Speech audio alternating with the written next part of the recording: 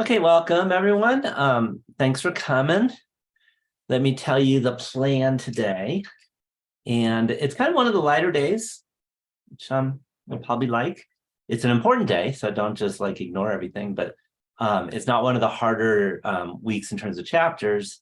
And the main reason is at this point, you should be really getting into your projects. You know, your main work this week is working on the projects. So I will start out with Q&A as always. And then after that, we will really look at the normal distribution. I'm going to start out with what's called the standard normal distribution, which is mean 0 and standard deviation 1. And look at what that is and something called, and look at the empirical rule and kind of show you what that is and how to use it. We'll talk about calculating probabilities and percentiles. And then we'll get into the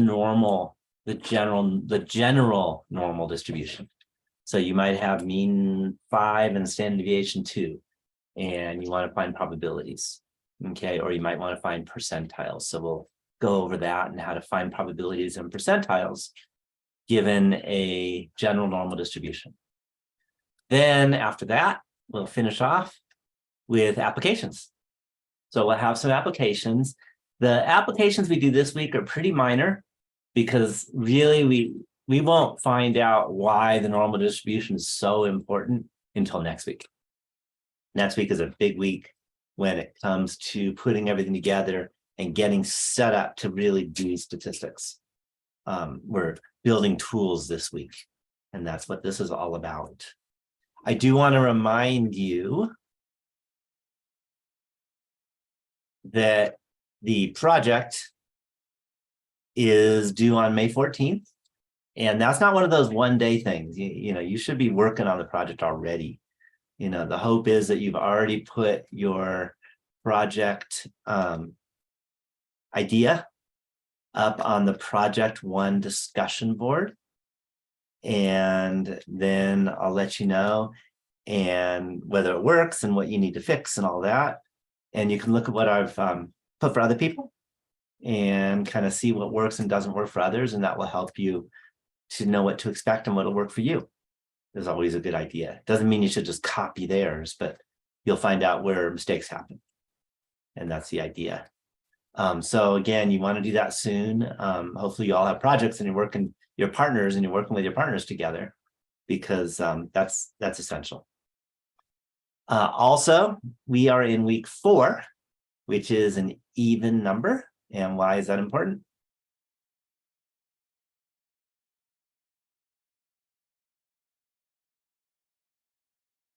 So why is it important that 4 is an even number? Because we have a test. Yeah. In week 4, it being an even number, all even number weeks have an exam. So there'll be an exam that is due by Sunday. And just to let you know, the exam covers everything that we've already done. So all the exams are comprehensive, but it is weighted a little more heavily on the stuff that we did in week 3 and week 4 is how it works. And in particular, written questions will be the week 3, week 4 questions. And the rest of the questions besides written questions all get randomized from the assignments. Okay, remember the assignments are randomized too, so you may never have seen it before because you may not have gotten that one, you know, for a particular problem. But if you practice enough, you'll have pretty much seen every type of problem. The numbers will be always different because they're completely randomized. But practice before you take your exam. And I strongly recommend not taking exam until you've completed the assignments for chapters 4, 5, and 6, because that's the assignments for this week, and especially chapter 6, which is this week. Sorry, 4 and 5 you should have already done. I want to also note something. You should go to your gradebook, and if you have not submitted your secret word quiz for any of the weeks, and it was a past week, it's a big zap on your grade. You lose 5% of the course grade per missed. So what you need to do is you can make that up by rewatching it or watching it and then taking a lot of notes, at least 5 pages of notes, and then emailing me your notes. And then I'll give you the credit so you don't lose 5% of your course grade. So that's a big thing, that if you don't do the, don't go to the webinars and don't do the secret word quiz, then you can't pass this class, okay, because there's too much taken off. And you can go to the gradebook and see, you look at the orientation secret word quiz, and then you can look at the week 1, week 2, and week 3 secret word quiz. And if any of those are missing, you need to do that. Otherwise, it's pretty impossible. And I know there are a few of you that have missed a few. Okay, a few of you meaning of the course, that way. So are there any questions about anything? Good time to ask. That's the whole, one of the big points is for you to be interactive and ask questions and get them answered right away. Questions. You can either say them or you can put in the chat box. Chat box is doesn't have your name on it in terms of the video. But I'll be always happy to answer questions, or you can just say it, no one really cares. Okay, and I want to let you also know that as you work on your project or other stuff, but especially the project, Kyle's around to help too. And he has a lot of office hours where he can help you out and give you suggestions. He's last quarter, he was my student in stats and he submitted the projects, did great. So he understands really what the projects are all about because he's personally been through them. Any questions? Okay, if there are no questions, then, and I want to remind you that if you do have questions throughout the webinar, just ask, pop in the chat box, say it, whatever, and I'll still answer them. But I want to talk about chapter 6, and we're going to be looking at the standard normal distribution. Do you remember the shape of a normal curve? We talked about that at the beginning of class, actually, beginning of this course. If it's a normal distribution, you remember what it kind of looks like in a few words? You remember? Yeah, bell shape. Yeah, it kind of looks like a bell curve. In fact, the word bell curve comes from the normal distribution. Normal distribution is more mathy, so we use the word normal distribution, and you should also. But it's good to know that it's kind of bell-shaped. Okay, even though a bell is not really perfectly normal, but it's good enough, turns out. It's kind of bell-shaped, and let me show you a picture that's really important. And that is right here. Okay, so this particular normal distribution is a standard normal distribution. What standard normal distribution means, a mean, which is right in the center, is 0. Hopefully you can all see that. And the standard deviation is 1. Because those are like the easiest numbers that you can have that make sense for normal distribution. So we call that the standard normal distribution. It's easier to remember. And if you remember, the empirical rule says that if you have something that's has a normal distribution, then the probability of it being between -1 and 1 is around 68%, or 0.68. The probability of it being between -2 and 2 is about 95%, or 0.95. And the probability of being between -3 and 3 is about 99.7%. So very, very, very likely, or it's very unusual to be on the outside of -3 to 3, because you have a 99.7% chance of being inside. That's a really small percent of chance of being outside, 0.3%. Okay, and as we saw, the shape of the distribution kind of looks bell-shaped. And not only does it look bell-shaped, things to note is that it is unimodal. So that means there is only one mode, one high point. It is symmetric. So if you go to the left and right of the mean, they're mirror images of each other. Okay, and the mean is the same as a median. So there's a lot of stuff you get from the normal distribution. One thing that we're not quite ready for, but we'll get next week, is the normal distribution happens in so many places in statistics. So it is by far the most important distribution there is when you're working in statistics. Okay, it's like on a scale of 1 to 10 on importance, it's a 10. And the next biggest might be a 6. I mean, the normal's so important that you want to have this one down. You want to be able to draw it, you want to be able to visualize it, use it. You want to have this empirical rule in your head. And we're going to be using it a lot. And here's one you probably won't be able to guess, but you might. You got 1 in 3 chances. Which do you think is the most important between -1 and 1, between -2 and 2, or between -3 and 3? So 68, 95, or 99.7%. One of those 3 is actually more important than the rest, which we won't get for another 2 weeks. But any guess? You get a 0% chance of getting it right if you don't put it, if you don't guess, and you get at least a 1/3 chance of getting it right if you do guess. Thoughts? Seeing one guess. Okay. It turns out that the 95% is the most important. And we're going to be using that over and over and over again in really starting in chapter 8. Pretty much from 8 on, we're going to be using that 95% as the important percent.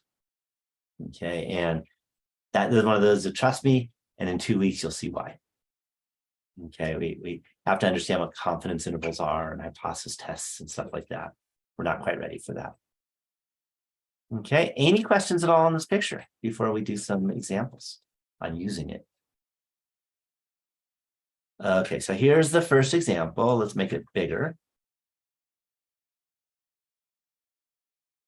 Okay, find the probability that Z is between -1 and 1. Okay, and just a note, this is important. We're saying Z tilde N 0,1.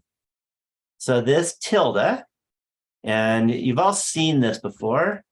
If you, if you know Spanish, you know, because it's what's on top of an enye. But you've all seen it on the keyboard too, because it's just to the left of the 1, shift left 1 kind of thing. And that's a tilde. And what that means is has the distribution of. N stands for normal. 0, this first number, is the mean. And the second number is the standard deviation. We kind of saw similar notation with the uniform distribution, but with the normal distribution, N for normal, and also the numbers stand for the mean and standard deviation, not the low and the high, because there is no low and a high. Actually, this curve goes forever and ever and ever. It never actually hits the x-axis. It gets close, but never actually hits it.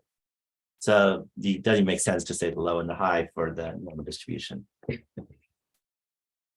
And what we want is we want the probability that Z is between -1 and 1. So if I randomly pick an item from a standard normal distribution, what's the probability that that item is going to be greater than -1 and less than 1? And let's see if you can put in the chat box what that probability is. The hint is it's actually really easy.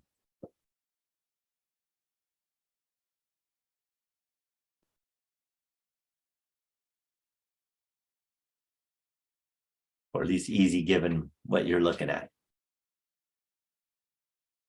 Okay. Yeah, so the probability is 68% or 0.68. Because that's the empirical rule. Okay. I will let you know that if you weren't told that and you had to do it by hand, good luck. Not going to happen. It's really hard. And the good news is if it's really hard, we don't do it. But this is just a number that's given to you, so we should be able to handle it. Any questions at all on this example? Any questions? Okay, let's do the next one.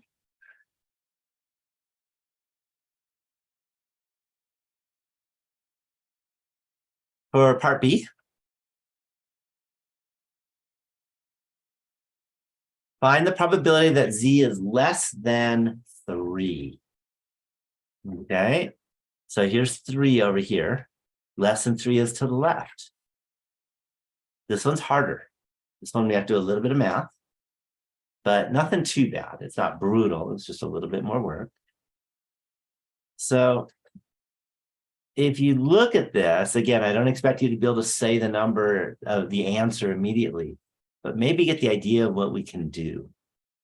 We don't know less than 3, but we do know between -3 and 3. So that is going to be equal to the probability that -3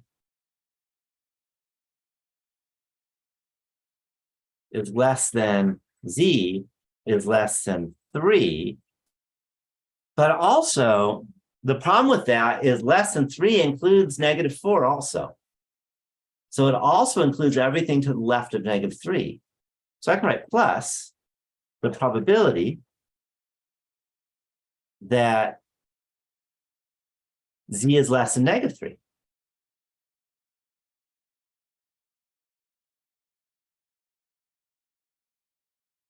Any questions how I broke that up into 2 pieces? Okay, so the hope is that the first piece you should be able to get. What's the probability that z is between -3 and 3?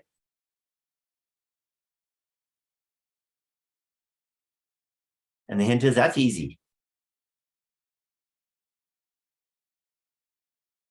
Yeah, that's 99.7%. And as a decimal, that's 0.997. And since we're doing arithmetic, you need to convert back to decimals. Otherwise, you got all kinds of issues with doing percents with arithmetic.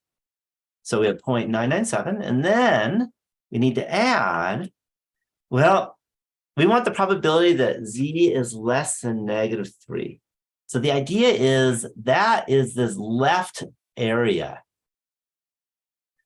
We know the middle part. If you know the middle part is 0.997, how much is the outside part? If the middle part is 0.997, what is the outside part? How do we find that? And you could do it with arithmetic. You don't have to actually do the arithmetic. And it'll just show the hint with the minus sign. Yeah, it's going to be 1 minus the middle part, which is 0.997. But the problem is that is the left and right, because the outside is left side and right side. We only want the left. If you only want the left and you know left and right, what do we have to do? And it's symmetric. That's important. What do we do?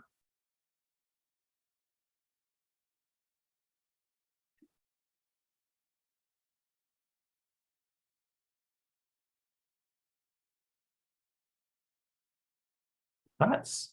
So if we know the left and the right, and you only want the left, we divide by 2. Because left and right are equal. So if there's a left and a right together, that's 2 lefts. Divide by 2, that's 1 left. Okay. And then my guess is you don't want to do this in your head. So I'm going to copy this. I'll paste it into the Google calculator. And you get 0.9985.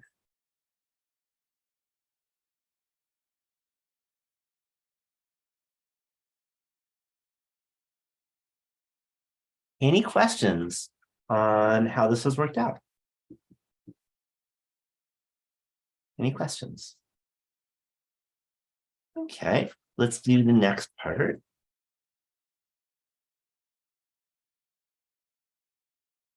Let's Make it a little bigger. Find the probability that z is between -1 and 2. So we want the probability, or p, of -1 less than z less than 2. Any questions on that?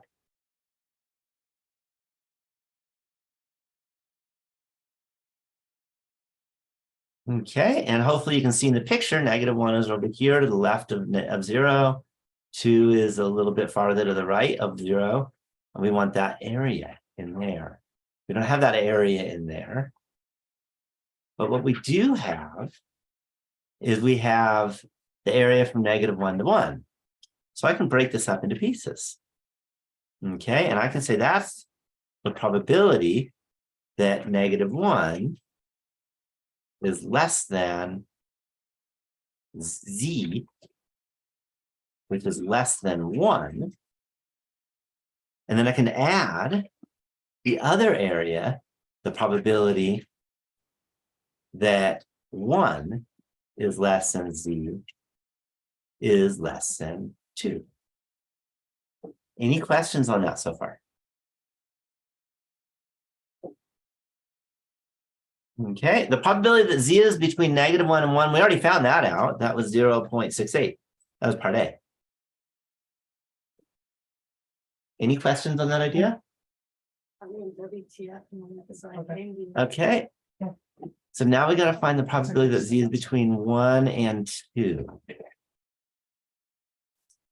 So to find the probability that z is between 1 and 2, well, that's this right here, this part that is in between 1 and 2 in the normal, below the normal curve. Okay. Well, we know how much there is between -1 and 1. We know how much there is between -2 and 2. And if we subtract the amount between -2 and 2 minus the part between -1 and 1, that'll give us this kind of leftish piece and this rightish piece, which are symmetric. And if we divide by 2, that'll give you one of the one piece we want. So we can write plus 1/2 times the area between -2 and 2, and that's 0.95, minus the area between -1 and 1, and that's 0.68.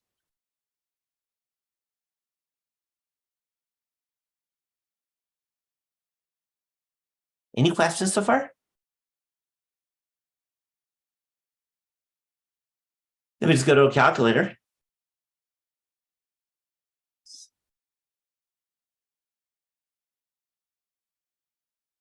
And it gives you 0.815.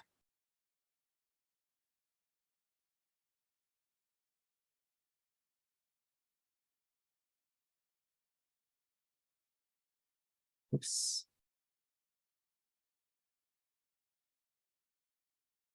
There we go. Any questions at all on this example, part C's example? I do want to give you a warning. Watching me do it is not the same thing as doing it yourself. So you'll definitely need to, practice, and you'll see how this stuff works. Okay, let's do another one.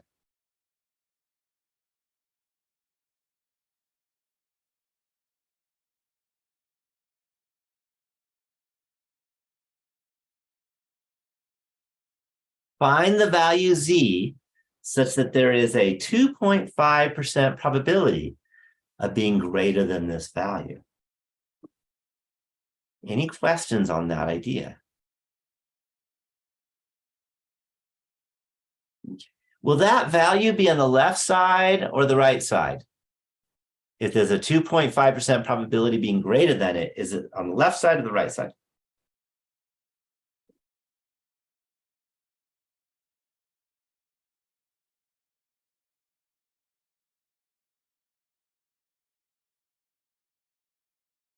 What's your thought? Put in the chat box what you think.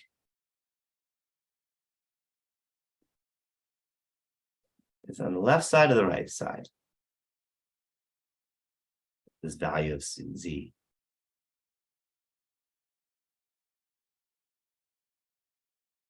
So you can type in left to right. Yeah, it's on the right side. The way I looked at it is that if 2.5% of the people are taller than me, I must be really tall. There's very few people are taller than me. I'm tall. That means you're on the high side. You see how that works? Okay, so that's a good thing that, our value of Z is somewhere over here. So now what we can do is we can say, well, that says that if there's a 2.5% chance of being on the left, then we can draw the picture, and maybe I'll even pop in. Let's see, I have to do a zoom.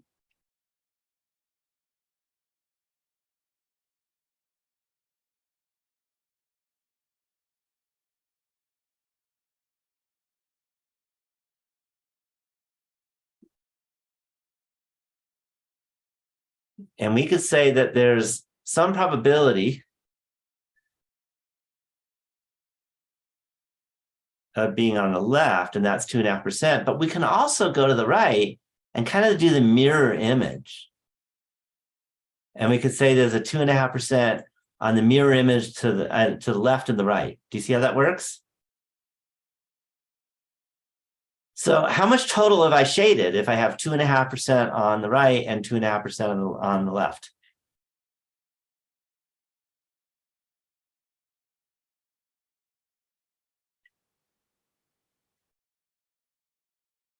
Yeah, I've shaded 5%.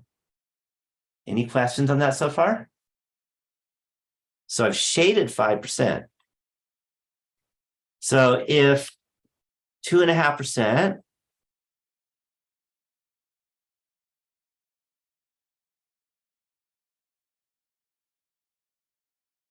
or 0.025, let's make that bigger,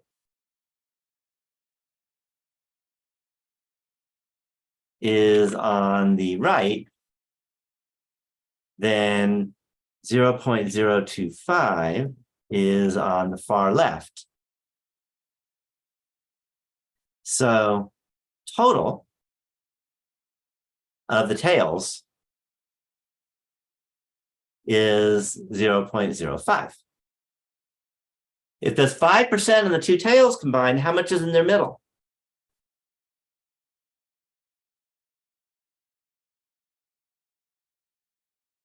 $95. 95%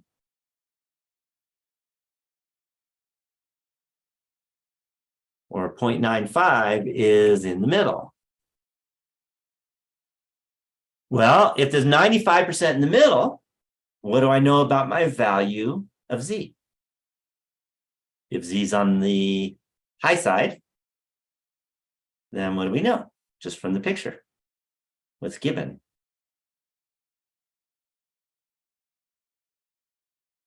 What is the value of Z?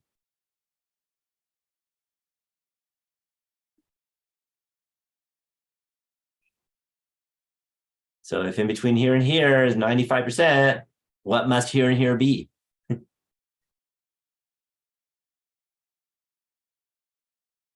See y'all jumping in, but see this 95% right here? At 95% says that's between -2 and 2. And if we're on the right side, it must be 2. So by the empirical rule,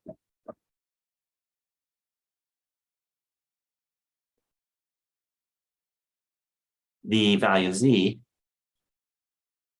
is 2. Any questions on the reasoning around that?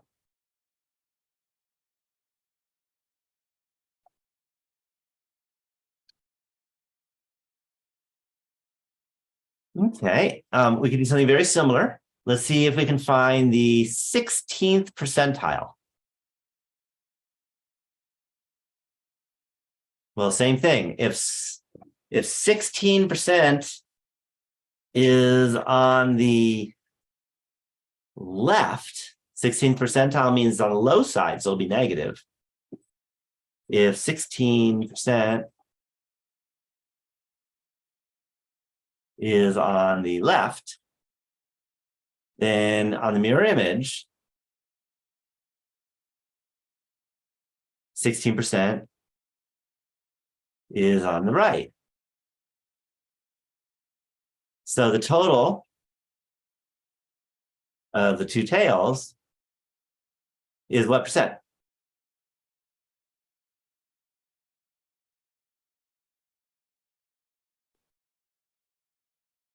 What percent is the total of the two tails? You can say it or put in the chat box.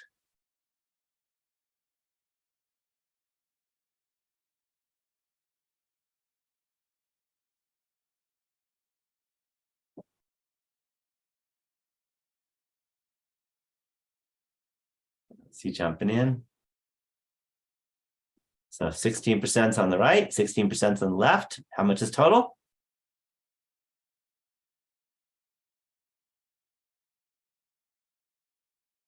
Yeah, 32%. So if there's 32% outside,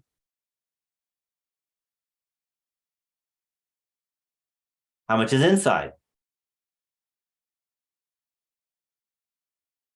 68%. And now ready to answer the question, what must Z be? Okay, be careful because 16% on the left, that means that you're on the far left, right? If only 16% are shorter than you, you're pretty short. You see that? You're not on the tall side. So instead of 1, it's -1.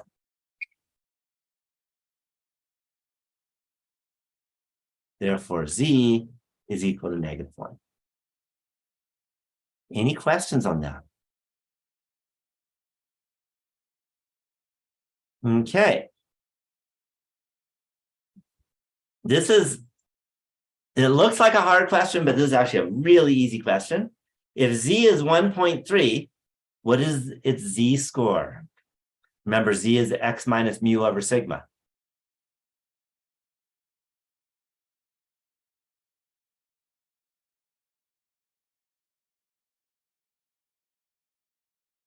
So what's its Z score?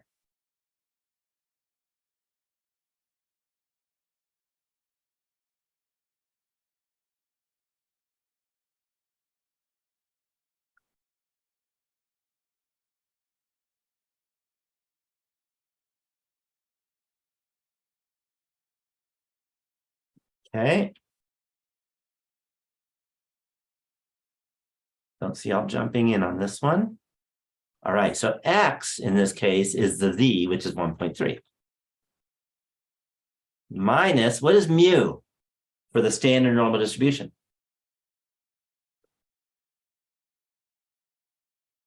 Yeah, 0. And we're dividing by the sigma. What's sigma?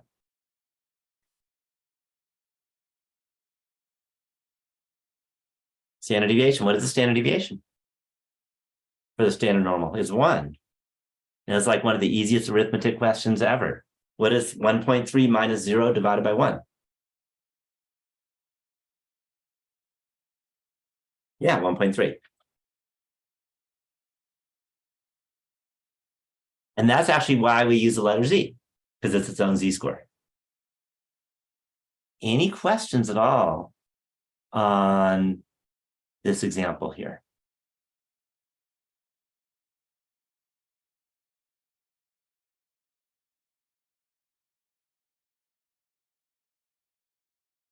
Okay. Okay, so now we're going to do one that's very different. It's actually much harder if you do it by hand. And when I say much harder, it is brutal if you do it by hand. So suppose that X follows a normal distribution with mean 114 and standard deviation 23. So we can write X tilde N 114, comma 23. Find the probability that X is between 100 and 120. And I will let you know, you can't do this one by hand. If you can't do it by hand, what does that mean we're going to have to do?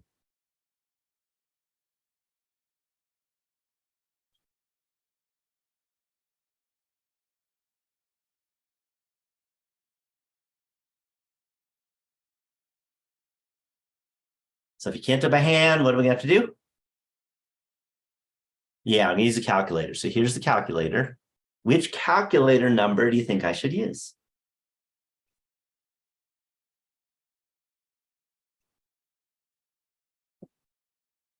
Should read through. Yeah, number 8. We're on the normal probability. Then click that one.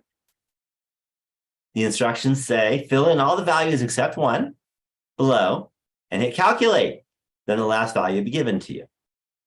All right, so now we read the question. We know that the mean is 114 and the standard deviation is 23. So I can go over here and under mean, 114, under standard deviation, I can type 23. We want the probability that X is between 100 and 120. So the low is 100. The high is 120. Any questions on that? P, we leave blank and we calculate. And there's our probability. It's about 0.33-ish. Any questions on that? Maybe 0.3315.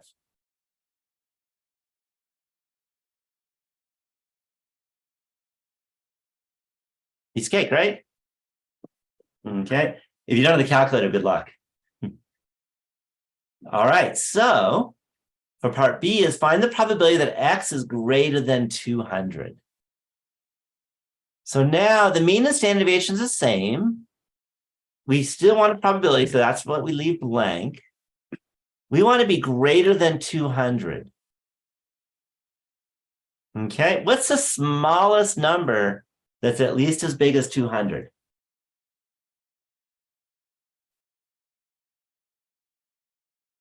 The hint is it's a really easy answer.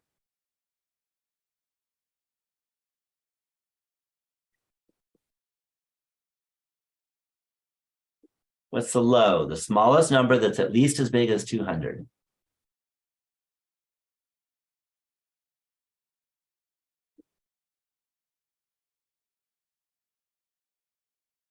Hopefully you can all tell me. It's not hard. Because you want to be at least 200. Or greater than 200. And when you have a continuous distribution, it doesn't matter whether you say greater than or at least, those are the same. Okay, 200.0001. Okay, but actually 200.000001 would be even better. But how about just 200?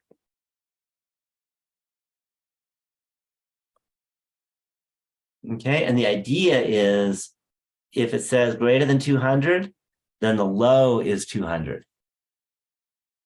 What is the highest number that is greater than 200? And this is a little tricky.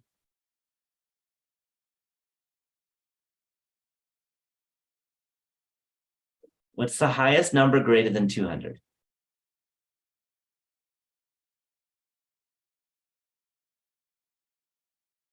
Any thoughts?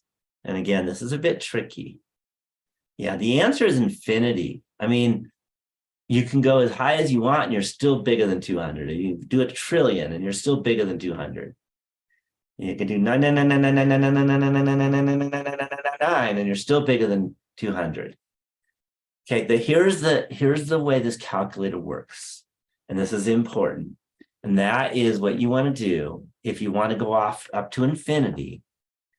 You're going to look at all the numbers and you're going to see what's the biggest number. The biggest number here is 200 so far that we're looking at. 3 digits. So the biggest number has three digits. It has a hundreds digit. So then what I do is I add 2 more 9s and I'm going to do 5 9s. Any questions on that? This will always work when you're doing the normal distribution calculations. If you want to get to infinity, you do 2 more 9s than the number of digits in the biggest number. And I hit calculate. And I get a very small number, 0.00009232.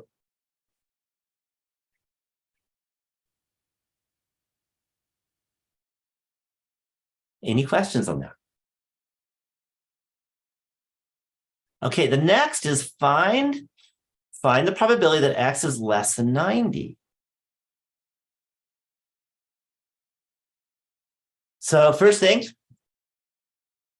we don't know the probability. That's what we want. Mean and standard deviation haven't changed. Less than 90. What's the low? What is the lowest number less than 90?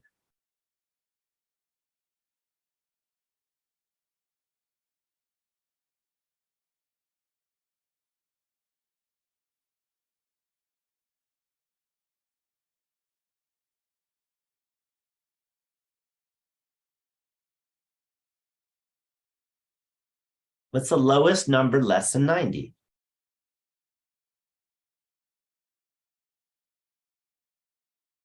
It's negative infinity. Okay, and we're going to use the same rule. We're going to realize that the biggest number is really 3 digits. That's 114. So we're going to add 2 extra 9s, but it's on the low side, so it's negative and 5 9s. Don't use 0. 0 won't work, actually. You need to actually go farther to the left. And we want the lowest number less than 90, and which was negative infinity. The highest number that is less than 90 basically is, that will work for this calculator and for any statistics, it turns out. And the hint is it's easy. So what should I put as a high if I want less than 90?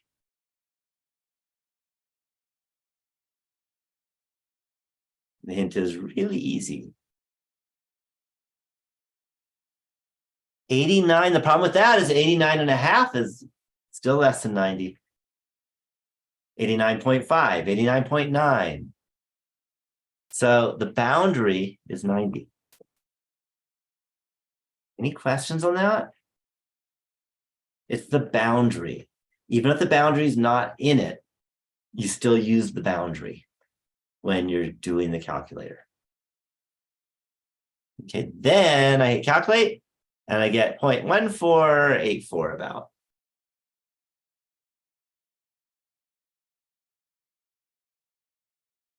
Any questions on that? Okay, here's the next question. This one's a little harder. Find the probability that x is greater than 105. Remember how to read this little symbol right here? What word should I say?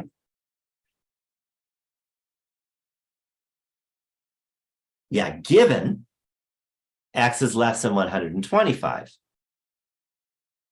So at this point, the way you do it is you use the formula for given. And if you remember, the probability of A given B is equal to the probability of A and B divided by the probability of B. Okay. So what I'm going to do is make a fraction.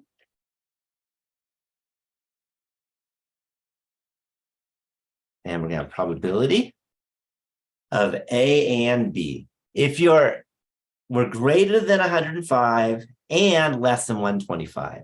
So that means that 105 is less than x is less than 125.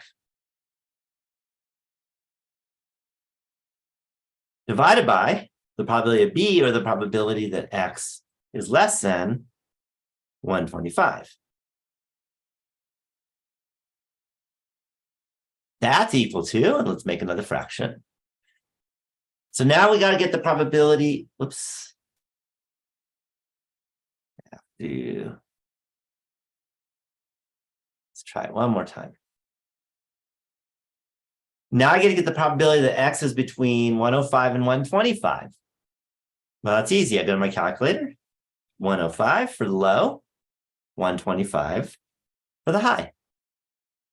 I want the probability. I leave the probability blank. It's the same mean and standard deviation. Nothing's changed on this one. And I calculate. And I get about 0.33598.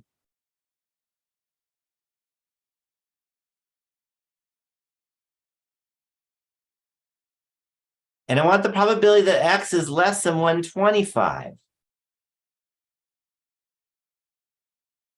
So again, I want the probability. So P is left blank. What's the low?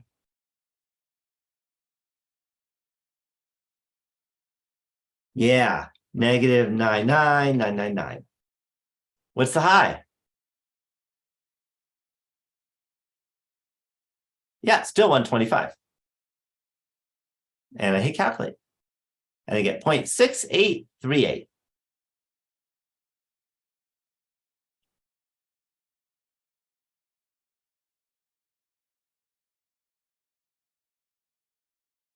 Any questions on that? Okay, so now I can just pop that in the calculator. And again, I had 0.33598.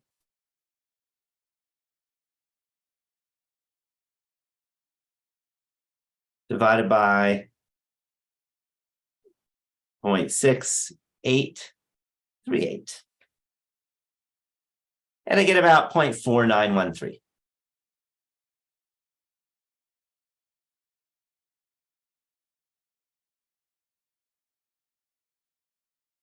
Any questions on part D? Any questions? All right. Part E, find the IQR. Do you remember what that means to even say IQR?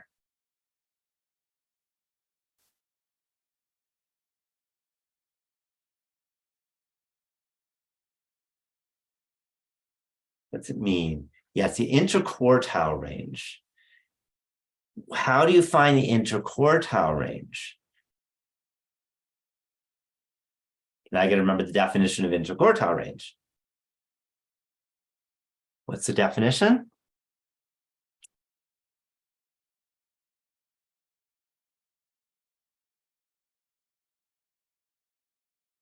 It's the definition of the interquartile range. Yeah, it's between Q1 and Q3, or Q3 minus Q1. So let's find Q3 first. Okay. So if I want to find Q3, the mean and standard deviation haven't changed. What do I leave blank on this one?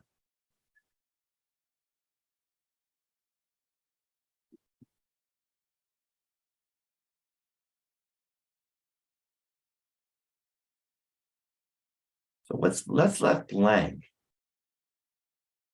What is the one I don't know?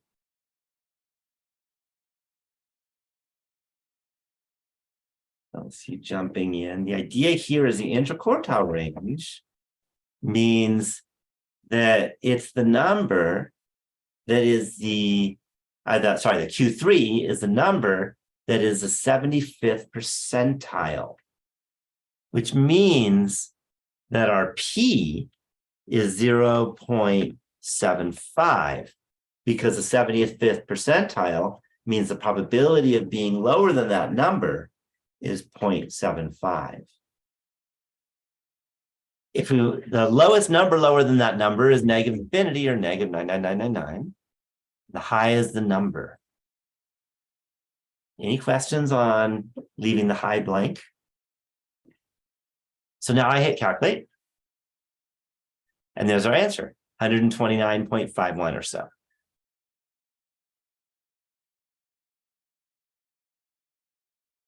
But then I need to subtract Q1. So what changes when I subtract Q1? For Q1, what changes?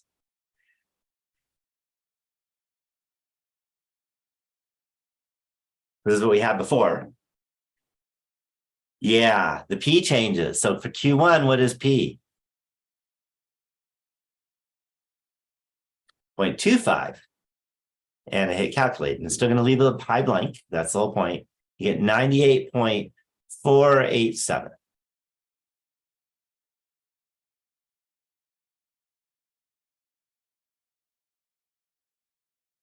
Okay, and then we can pop that into the calculator. Easy enough.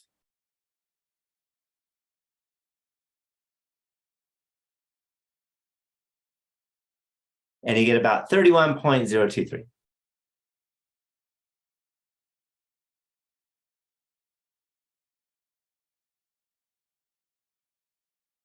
Any questions on how I found the IQR? Okay, so the last one is the one that gets a lot of people.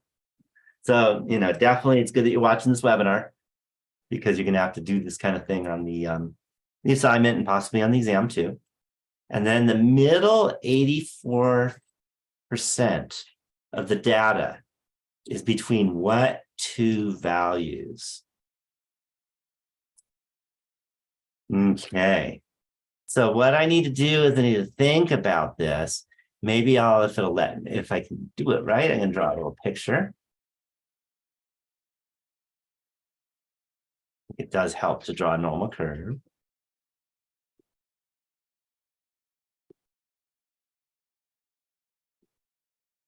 And what I can say is that I have this middle 84%.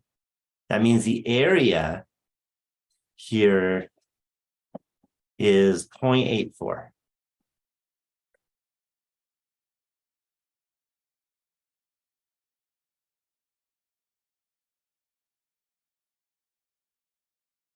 Any questions on that's the picture of the middle 84%?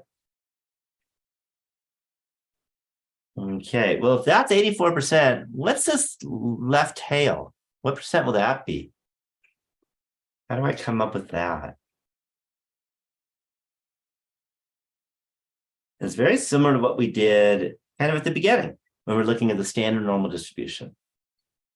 Yeah, so we say if 84% is in the middle, then 100% minus 84% is 16%, and that's on the two tails.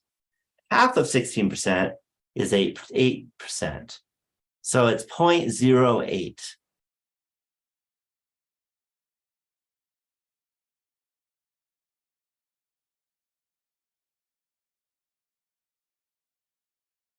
Any questions on the picture?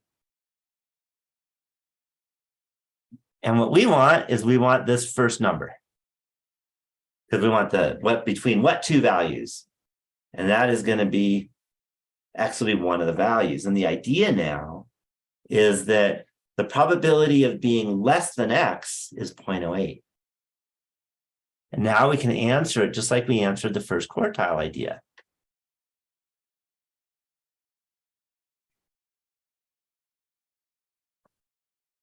So we go ahead and we have our low is negative 9999. Our high is blank. Our mean and standard deviation is the same, but our P is 0.08. And we calculate. And there's our first number, 81.68 or so. So the first is 81.68.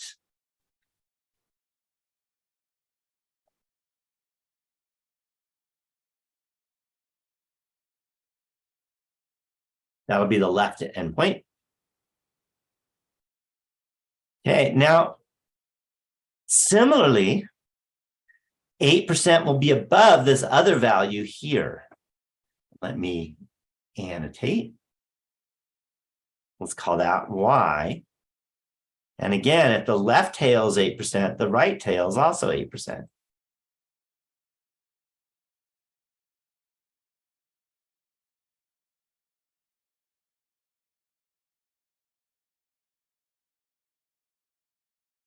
Any questions on that idea?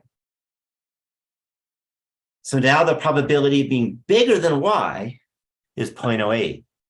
So now I can go ahead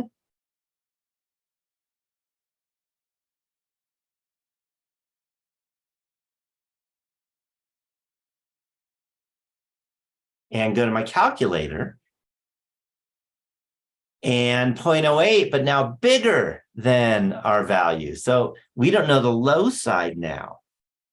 And the high is going to be the farthest right you can go, which is just a bunch of nines. And I hit calculate. And there's my right endpoint, 146.32.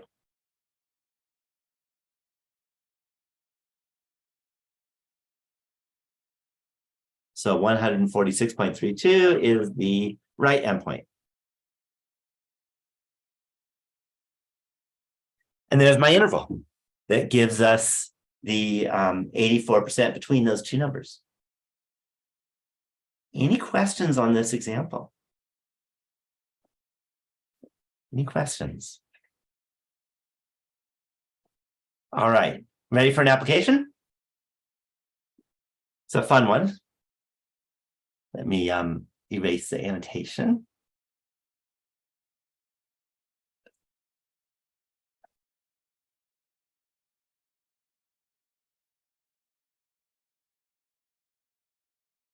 I can do z-score. I think I'll skip the z-score. Let's go right to this one. Let's go to an application now because applications are important. All right, let's suppose, okay, there's a big suppose.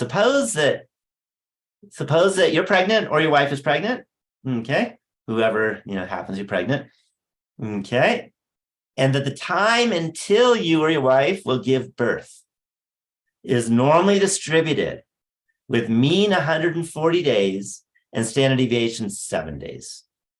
Okay. By the way, if you say that the mean is 140, what does that mean in like easy words that everyone uses when they're pregnant?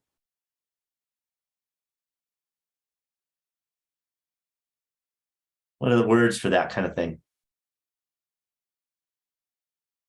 Average number, that's not usually what people use when they're pregnant, actually. It's the answer to what question? You don't know? You don't know, I'll tell you. When are you expecting? You've heard people ask that, right? That's the same thing as saying, what is the mean number of days until you give birth? Is the same thing as saying, when are you expecting? So the answer to when are you expecting is 140 days from now. Okay, the standard deviation is 7 days. I want to let you know that turns out, this is kind of cool. It actually used to be 7 days as a standard deviation, but that's changed. Okay, this is not a statistics question, but except for understanding standard deviation. But any guess on why the standard deviation has changed? And in fact, it's not even normal anymore. It used to be normal. It's not normal anymore. Or it used to be approximately normal. Any guesses? Again, I don't know you two, but whether you're in the health industry or not. Okay, if I don't hear it, C-sections. That changed everything. So nowadays, when, for example, if it's been a little too long, they just pull the baby out. But if you're looking at natural births only, actually, it is normally distributed. And the standard deviation is 7 days. Okay, and they've done data and they looked at that. Okay, but things have changed because of C-sections. Okay, but this is the way it is. All right, so here's the issue. Okay, you work and you care about your job, by the way. Okay, you don't want to get fired. Your boss has just scheduled you or your wife, okay, whoever happens to be pregnant, for a business trip to China. Okay, nothing against China, by the way, but the idea is you want your kid to become president of the United States when they get older. Can't be president of the United States if you're not born in the United States. Just let you know that.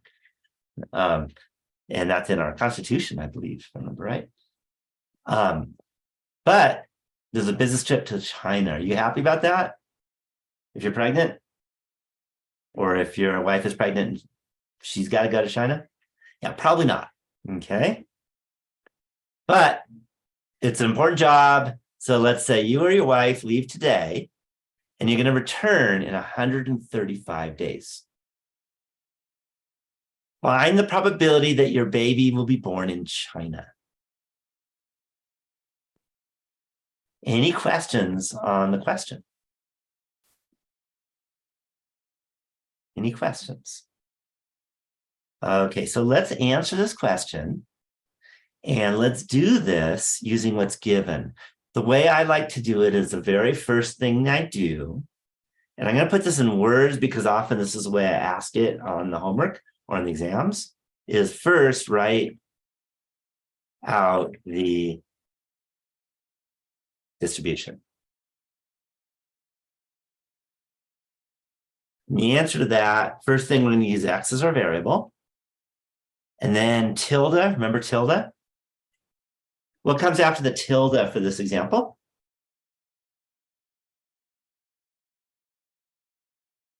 What's the first thing that comes after the tilde? The idea is it's not that hard, but you got to remember it. It's not a number. Yeah, n. And then a parenthesis, and then what comes next?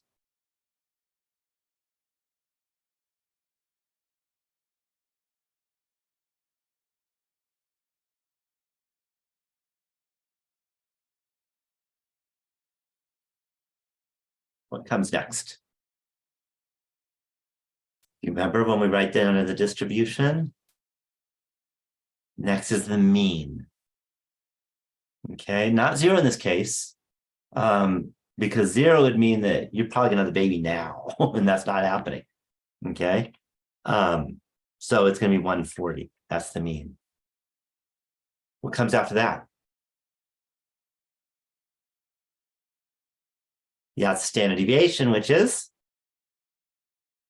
7. So that's the first thing we want to write down the distribution. And this is when I ask you, write down the distribution, this is what I'm asking you to do. X tilde n 140 comma 7.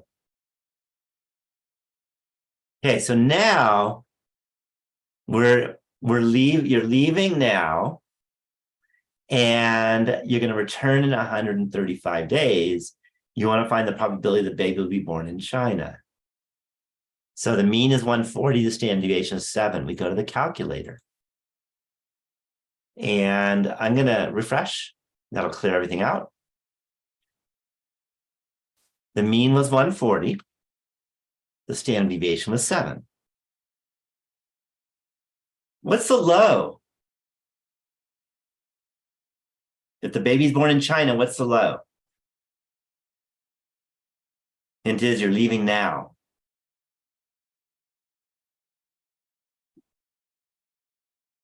Not 135.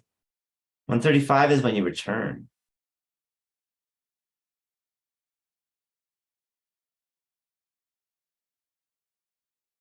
When is now? It's easy if you think about it. Don't see jumping in. Now is time 0. Oops, 0 here. And what's the high? What's the most number of days there could be before the baby is born, so it's still born in China? That would be the high, right? Yeah, that's the 135. And I hit calculate.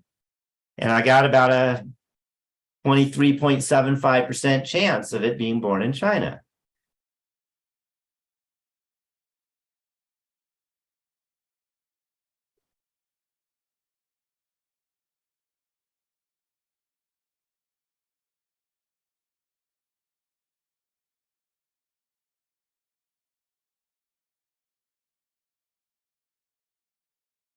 Any questions on that?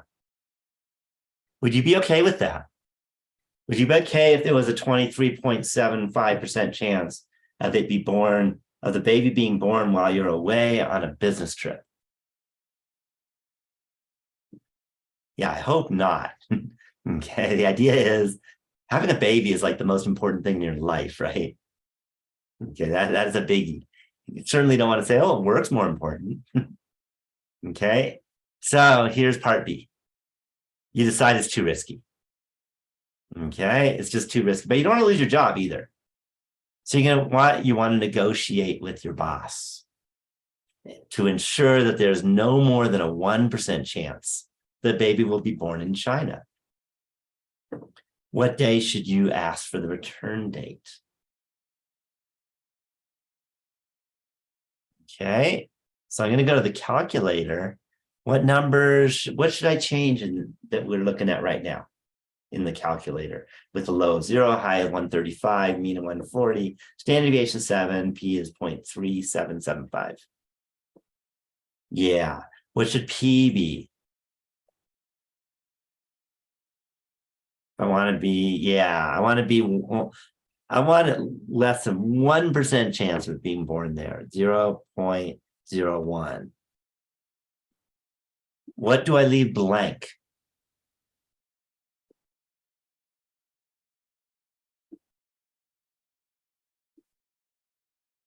Yeah, we leave the high blank.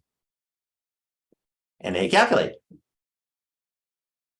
Okay, so what that says is instead of returning after 135 days, better return after 123.7 days, or about 120.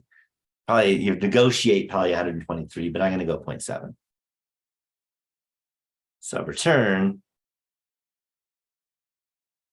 after 123.7 days. Any questions on that? Okay, so we've done that.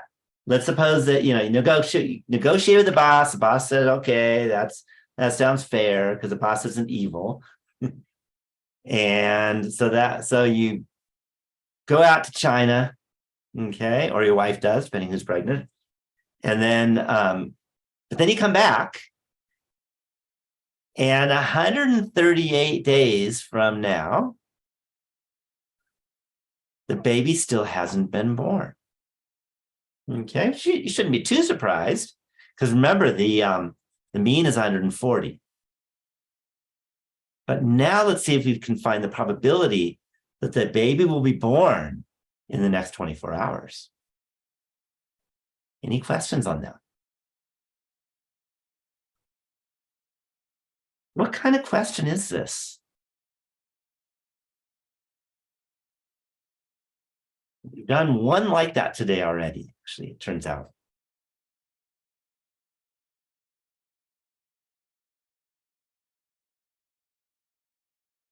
Any ideas?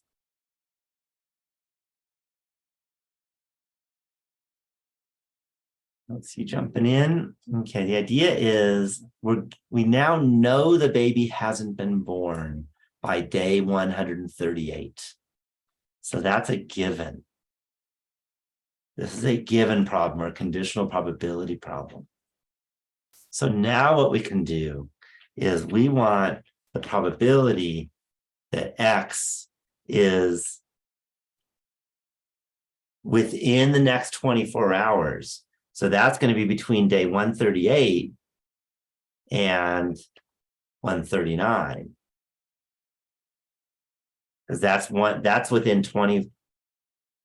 within 24 hours of day 138.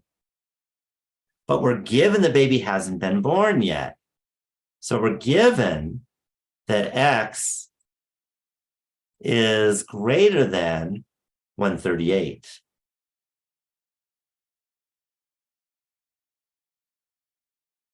Any questions on this question? Any questions? Okay, so now you got to remember the given formula. And we've used it already once today.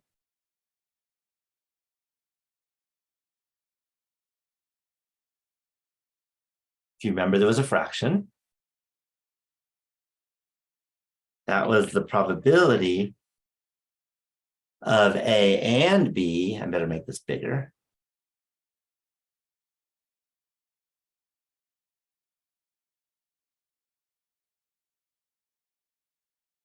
All right, but if it's greater than 138 and it's between 138 and 139, what do we know?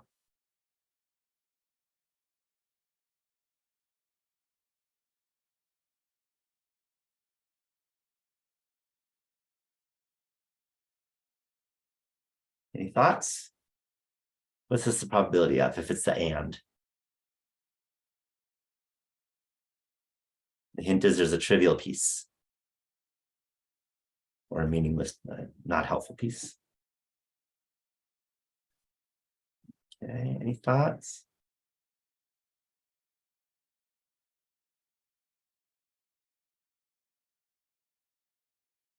Okay, maybe I'll give you a kind of something similar. I'm going to tell you right now, I am older than 50 years old.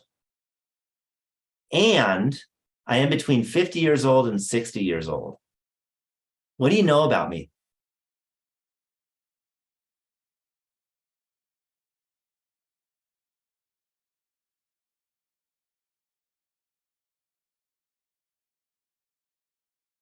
What do you know about my age? If I'm older than 50 and I'm between 50 and 60.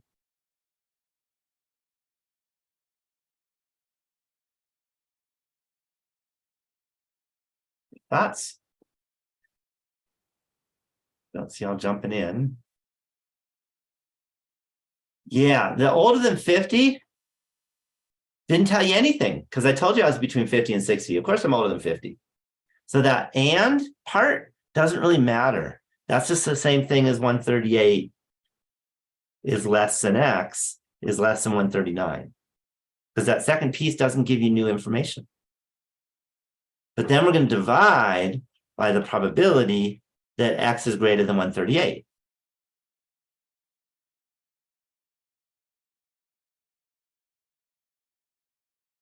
Any questions on that?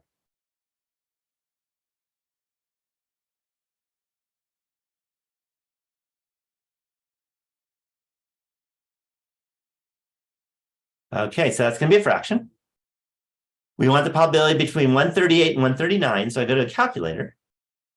The low is 138. The high is 139. The probability is what we want. I leave that blank. Hit calculate. And I get 0.05565.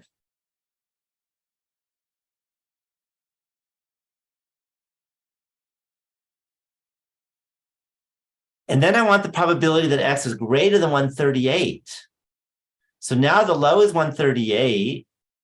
What's the high if we're talking about greater than 138? Okay, the low is 138.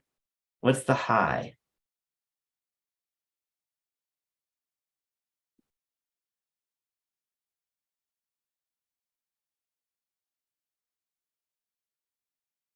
Not 139, to be greater than 138. 140 is, yeah, 9999999.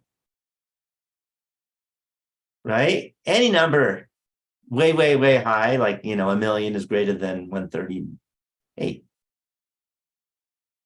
And P is what we want. We want the probability. So I calculate and I get 0.61245.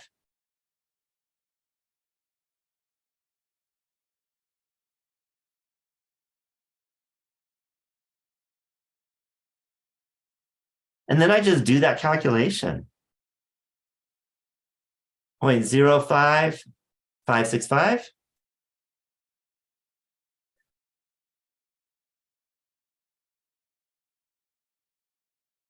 And I divide by 0.61245.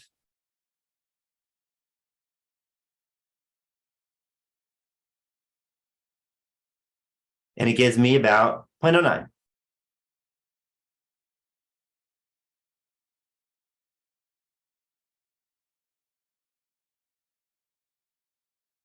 Any questions on that?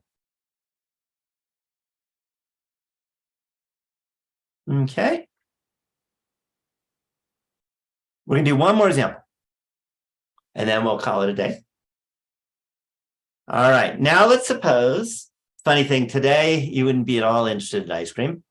At least in Tahoe, I don't know where y'all are, but it's too cold. It's snowing out there. But let's pretend. Okay, suppose that you have an ice cream store. And the amount of ice cream that you sell each day is normally distributed with mean 950 ounces and standard deviation 120 ounces. So the first thing I should write down the distribution. So I can write X tilde N 950, comma, 120. Any questions on first writing down the distribution?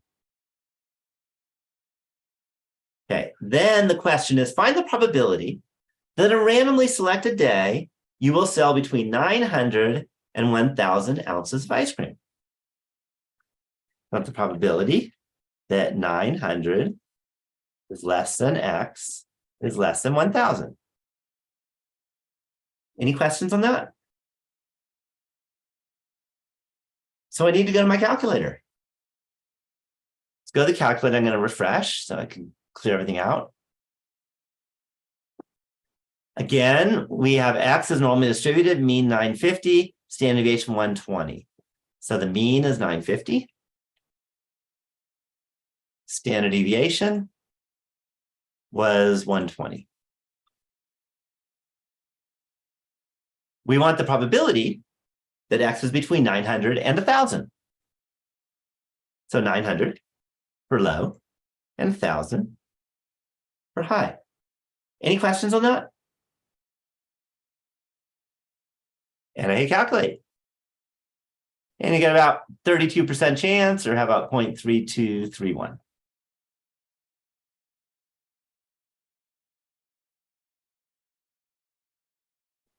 Any questions at all on part A? Okay, for part B, in the morning, you took stock of your supplies and noticed that you have 1,100 ounces of ice cream in your store. What is the probability that you're going to run out by the end of the day? Okay. What does that mean? If you run out, what does that mean in terms of your customers? How much did they want?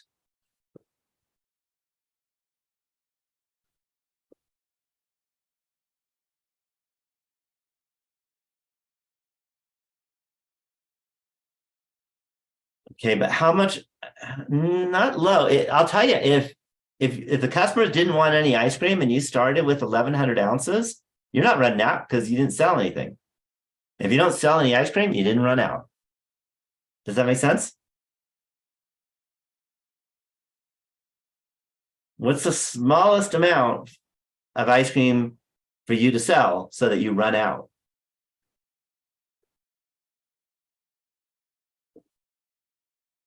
The hint is it's pretty easy.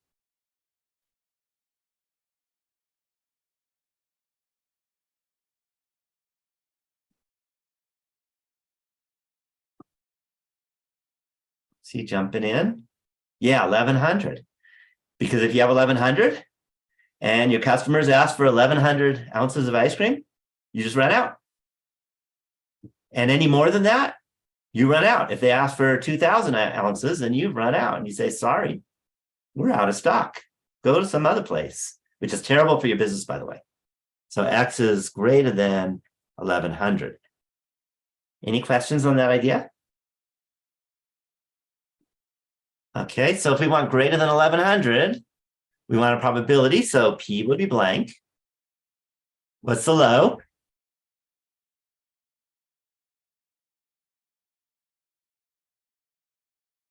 What's the low? Pretty easy. Yeah, 1,100. Because you want X to be greater than 1,100. So the low is 1,100. What's the high? Yeah, a bunch of nines. Notice this is 4 digits, so we need at least 6 nines. And then we can find the probability. Okay, it looks like about a 10.56% chance, or 0.1056.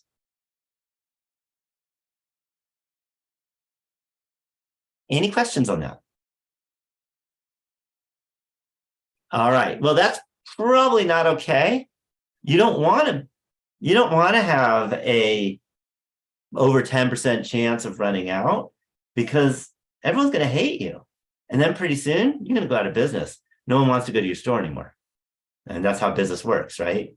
If 10% of the people are pissed off when they walk out of your store, they're going to tell all their friends and nobody's going to ever come back. So Here's the thing. You want to be 99% certain that you will not run out of ice cream. How much do you need to have in stock at the beginning of the day?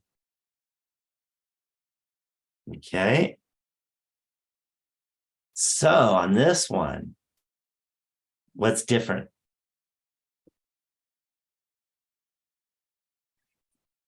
What do I have to change? The mean and standard deviation are the same. That's a hint. What changes? And what does it change to? Yeah, P now is 0.99. Okay. What's the low?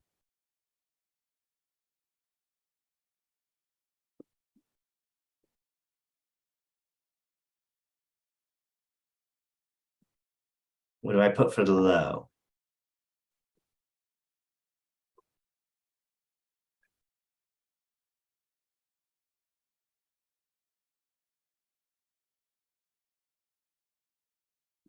Thoughts? Okay, this is a 99% certain we don't run out. What's the lowest amount of ice cream that can be wanted to not run out of ice cream?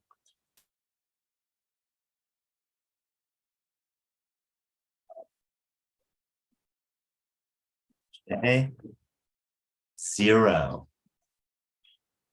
1 was a good guess. You'll actually get the same number if you type in 1, but 0, because if no one comes to your store to buy ice cream, you're not going to run out. You're not going to be happy, but you didn't run out at least, right?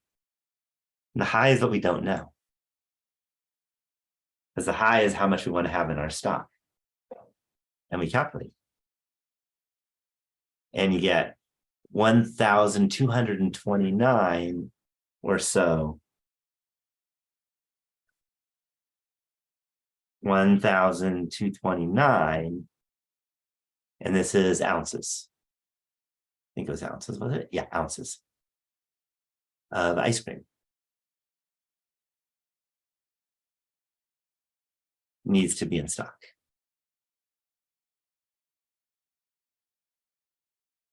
Any questions on this example? Okay, one of the things that you're not going to be convinced of until next week is why would something be normally distributed in the first place? It's some weird looking curve. And that's next week. But that's the last example I promised, which means it is time for the, what do you think?